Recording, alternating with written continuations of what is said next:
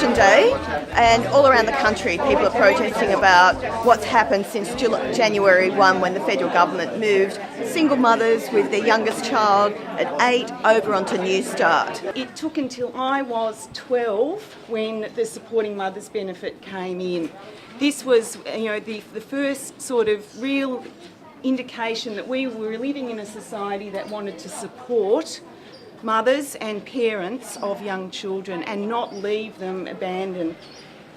Prior to that, the only support that parents got were from churches and charitable organisations.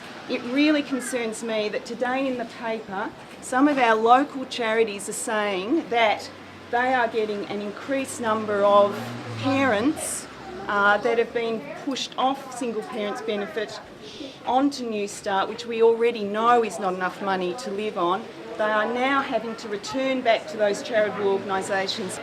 I'm a single mum and I actually do already work. I work 2 to 3 days a week already, and that's as much as I can do at the moment.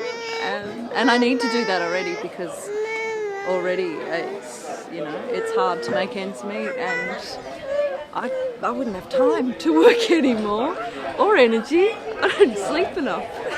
My mum, who raised me, there were times when she was working and studying at the same time, looking after 2 children, and I really wonder if the government support services weren't there at the time when I was growing up, where I'd be. Would have I been able to go to university? Would have I been able to get the education and have the opportunities that I've had? I think the stupidest thing is total denial of the fact that partners die, people get diseases, get chronically ill. There are many, many reasons for being single and raising kids, and to be penalised for that is just absolutely wrong. I've been moving on New Start and trying to get something happening in the Parliament to acknowledge how bad New Start is and how much it's affecting people in terms of poverty, being 40% below the poverty line. But with the single parents, it's even more dramatic because they're losing their education assistance funding as well. And at a time when the state government's got a discussion paper out on child protection, this is actually going to put children at risk as parents are having to go out to work or not being able to afford childcare. Well, it just says to me that they don't really care about families and the well-being of people, I guess, and children.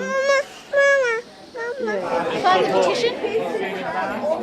I've also got a petition that enables everyone to sign. It's at all the rallies in New South Wales today. That also goes to the Parliament. And particularly if they hear from lots of people in their electorates, that hopefully we'll get a vote that we can send off to the federal government and say that the New South Wales Parliament does not support this reduction in income. But what I want to ask of everyone, knowing what a great community we are, is to talk to everyone you know and get them to write to politicians wherever they are in New South Wales or across Australia. This is something we've got to change. It's wrong, it's unfair, and we've got to turn it round because the children of the future are going to suffer from what the government's doing right now. If the government thinks that this group of people, parents of children, is a group that you can slug to get extra money for the budget, rather than looking at other areas, that they're a soft target, they've got another thing coming when you see what's here today.